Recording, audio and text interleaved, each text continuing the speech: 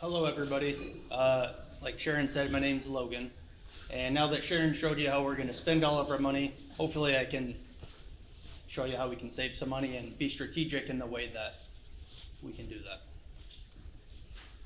So starting out, I think it's really important to stay goal-based in our investing. So let's say you're 18 years old and you're open up an investment account for the future, for retirement.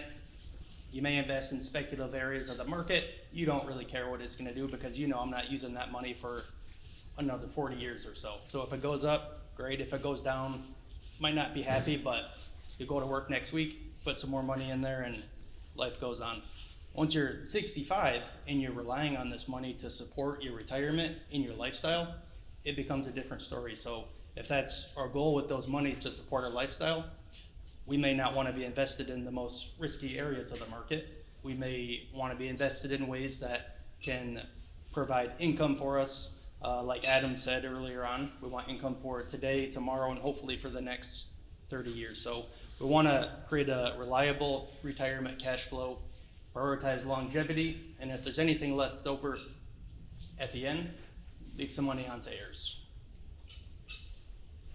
So there's a few different income strategies in the industry. I'm going to go over them with you. The first one up here, it says it's the bucket approach. So think of it as like a three-tiered bucket. So we'll have a bucket up top, in the middle, and then down at the bottom. So our bottom bucket is going to be that 0 to 3 years. So in there, that's going to be our 0 to 3 year spending money that we think we're going to need in the next 0 to 3 years. So with those monies, we're going to want to be really conservative. So think like cash, money market, maybe some bonds, something like that. So conservative assets. Our 3 to 10 year monies, it says balanced growth up there. So we're going to introduce maybe some equities into there for that bucket of money because we want it to grow a little bit. We still may have some fixed income in there because we know we're going to use it in the kind of intermediate term here, but we want to provide some growth, and periodically that balanced growth bucket, it might tip over and fill up that bottom bucket that's going to fulfill our 0 to 3 year of spending money. And then at the bottom, that 10 plus year money. So think of that as long-term growth. So that can kind of be gas on. We want it to be aggressive, knowing that we're not going to use that money for the next 10 plus years. So markets are going to cycle, do their thing. If we go through downturns, it's not the end of the world because we know we have our other two buckets that we kind of prepared for in a market downturn that we could not draw on depreciated assets. And likewise, when that 10 plus year bucket is up, the market's doing well, that's going to pour over into that 3 to 10 year in that 0 to 3 year bucket as well to periodically go ahead and refill those. Another rule that you may have heard of is called the 4% rule. So we save money our whole lives, and then that's kind of the easy part. You're just stacking money away. Once it comes time to turn the key and start relying on that money to provide for your lifestyle, it becomes a different story, the spend down part of it. And so kind of a rule of thumb in the industry, it's the 4% rule, and that's spending 4% of your money every year. And there's kind of two variations of it. So we have up there, if you had saved $1 million, what maybe you could count on that portfolio to provide you for your retirement period would be $40,000 a year in that example there. And the kind of the variation to it would be adjusting that 4% every year. So if the market's doing well, let's say I started at $1 million, but it grew to 1.5, I would have been adjusting my withdrawals upwards along that time period there based on that portfolio value. Likewise, if the market was poor and it went down, then your income would drop with it, drawing 4% off of a smaller portfolio value. Next up, asset location. So the other big thing for us is thoughtful asset location, and it could really help us out. So it's my favorite slide because I can talk about Michigan basketball. So if you look at some different retirement accounts and think of them as like players on a team. So if you have a 7-3 center like Mara, you're going to want to put him where he's going to do the best. You put him down low where he's going to get rebounds, he's going to block shots. That's where he's going to do the best. If you have somebody who can shoot really well, you're not going to put him down low. You're going to put him, on the top of the key where he can shoot, score, help the offense. Just like that, accounts, they have different things that they're good at, and we want to put them in the right areas to provide the best success to us. So first up there, traditional IRAs. So what a traditional IRA is we save pre-tax into those. So through our whole working career, we're saving pre-tax, so we're getting a tax advantage today. So let's say you had saved $100,000 into like a traditional IRA. You're getting a tax advantage, so you never pay tax on that. Now let's say that grew to $250,000, and you said, okay, it's time to start using that money. When you start taking it out, you're going to pay tax on both what you put in plus a growth on it at whatever your tax bracket is. So knowing that that's how that works, you're taxed when money comes out of it. It says up there income assets, so it may make sense to put income producing assets in your IRAs because we know we're taxed when money comes out, but you could trade that account as much as you want and turn it over as much as you want for the actual trades within inside of the account. It's not a taxable event. It's only when money actually comes out of it.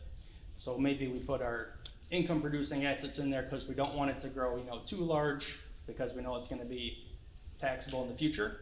But we also know we're only paying tax when money comes out, so maybe some income producing assets may make sense in there.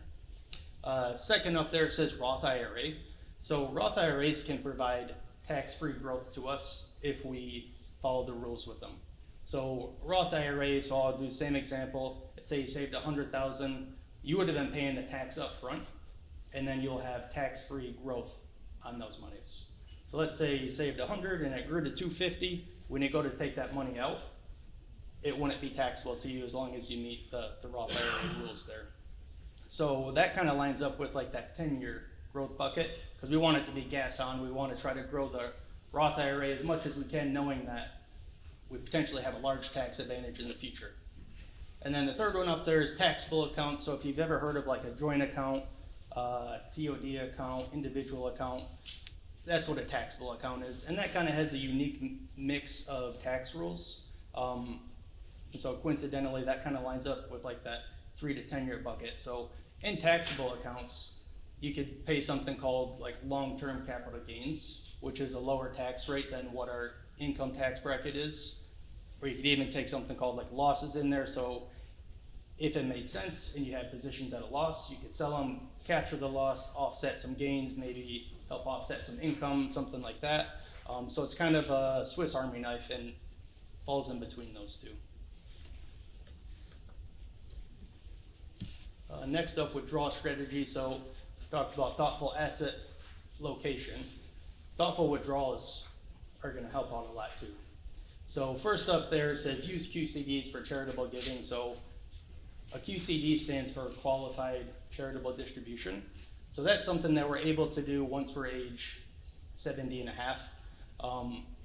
And we use our IRAs for those. So once you're 70 and a half, let's say you go to church and you tithe and you're 70 and a half and you had always been taking money out of your IRA, it goes to your bank and you just write your check from there. Well, once you take that money, you're paying tax on it. Then it's going to whatever charity you're giving it to or church. So they're giving whatever the net proceeds of it is. If you do a QCD, it would basically go right from the IRA right to the charity or church that you're giving it to directly. And it would still come from you. It just kind of cuts the tax out of it. So you don't pay the tax on it. So it could, help your bottom line, your taxable amount for the year. Plus, it could put more money in the charity's hand.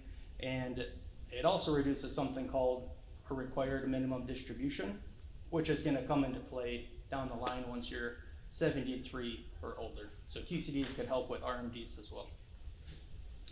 Next up, it says Roth withdrawals for tax control. So we talked about saving in a Roth IRA.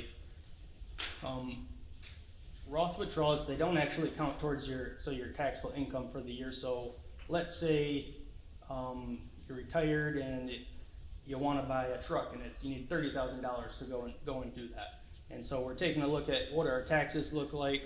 What's it going to look like if we take out that money? Not only will it impact taxes, but it'll impact healthcare as well. And something called IRMA for Medicare. And like Sharon had mentioned, even pre-65, there's going to be some significant healthcare costs. So we're looking at all those different things, and we can say, hey, maybe we use Roth money for this because it's not going to bump up our taxable income. It's not going to make us pay more in Medicare costs, make us pay more in potentially healthcare exchange costs. And third up there, it says harvest gains or losses. So that taxable account, periodically, maybe it makes sense to fill up that 0 to 3 year bucket. So we look at our taxable account, and maybe there's losses that we can take to help our bottom line in taxes to kind of refill that bucket. Maybe there's something in there that we've held for a while, and we could pay a long-term capital gain on it and pay less tax than we would out of an IRA.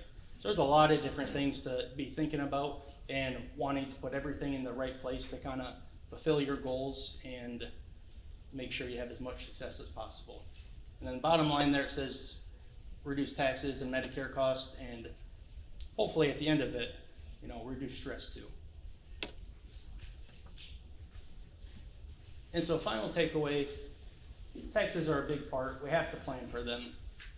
Structure is going to improve efficiency. We want to avoid unnecessary tax as much as possible. We don't want to pay a penny more in tax than what we have to. Kind of an example that Mike and I were talking about before this. We see people who have those after-tax accounts, and they're paying, dividends, capital gains, interest in there throughout the year. So maybe you have $20,000 as a tax bill from your after-tax account. At the same time, they're taking withdrawals from an IRA to fund their lifestyle. So it can almost feel like it's a double tax in that sense, where I'm paying here, I'm taking it out of there, but I'm paying tax again. So sometimes, Mike says, maybe a switcheroo should happen to where we have those income-producing assets in the IRA, or maybe you just live off that after-tax account since you're already paying the tax on it there. And it's important to review regularly.